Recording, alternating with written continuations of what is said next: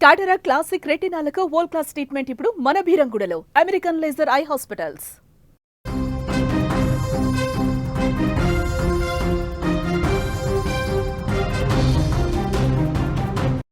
కరూర్లో TVK party అధినేత విజయ్ సభలో తొక్కిసలాట చోటు చేసుకుంది. ఘటనలో 39 మందికి పైగా మృతుల సంఖ్య చేరింది. చనిపోయిన వారి ఎక్స్గ్రేషియా ప్రభుత్వం అయితే ప్రకటించింది. మృతుల కుటుంబాలకు 10 లక్షల పరిహారం అయితే ఇవ్వనుంది. ఘటనపై విచారణకు ప్రభుత్వం ఆదేశించింది. తొక్కిసలాట ఘటనపై కేంద్రం సీరియస్గా ఉన్నట్టుగా కూడా తెలుస్తోంది. తమిళనాడులోని కరూర్లో జరిగిన ఘోర తొక్కిసలాట ఘటనపై కేంద్ర హోంమంత్రిత్వ శాఖ తీవ్రంగా స్పందించింది.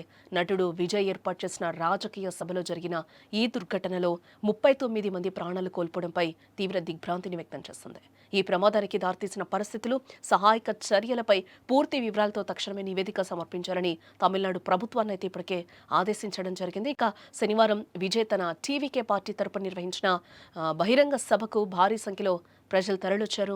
సభా ప్రాంగణం జనంతో కిక్కిరిసిపోయిన సమయంలో ఒక్కసారిగా తోపులాట జరిగి తొక్కిసలాటకు దారితీసింది. ఊపిరాడక కింద పడిపోయి జనం కాళ్ల కింద నలిగిపోవడంతో 39 మంది చనిపోగా మరో 46 మంది తీవ్రంగా గాయపడినట్లుగా తెలుస్తోంది.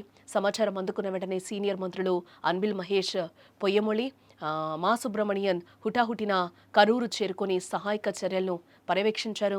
క్షతగాత్రులను కరూరు ప్రభుత్వ వైద్య కళాశాల ఆసుపత్రికి తరలించారు. వీరిలో 3 చిన్నారుల పరిస్థితి విషమంగా ఉందని, వారిని ఐసీయూలో ఉంచి చికిత్స అందిస్తున్నామని కూడా అధికారులు తెలిపారు. ఆసుపత్రి ప్రాంగణం వద్ద బాధితులు, వారి బంధువులు ఆర్తనాదాలతో యుద్ధ వాతావరణాన్ని తలపించిందని కూడా స్థానిక అధికారులు అయితే చెప్తున్నారు. ఇక ఈ దుర్ఘటనపై ప్రధాని నరేంద్ర మోదీ తీవ్ర విచారణ వ్యక్తం చేశారు. మృతుల కుటుంబాలకు ప్రగాఢ సానుభూతిని తెలిపారు. క్షతగాత్రులు త్వరగా కోలుకోవాలని ఆకాంక్షిస్తున్నట్లుగా కూడా ఆయన పేర్కొన్నారు. తమిళనాడు ముఖ్యమంత్రి ఎంకే స్టాలిన్ మృతుల కుటుంబాలకు ముఖ్యమంత్రి సహాయ నిధి నుంచి 10 లక్షల చొప్పున ఎక్స్గ్రేషియానైతే ఇప్పటికే ప్రకటించారు. తీవ్రంగా గాయపడిన వారికి 1 లక్ష చొప్పున ఆర్థిక సహాయం అందిస్తామని కూడా చెప్పారు. బాధితులను పరామర్శించేందుకు, భవిష్యత్ కార్యక్రమాలకు భద్రతా ఏర్పాట్లను సమీక్షించేందుకు సీఎం స్టాలిన్ కరూర్లో పర్యటించనున్నట్లుగా కూడా మనకి సమాచారం అందుతోంది.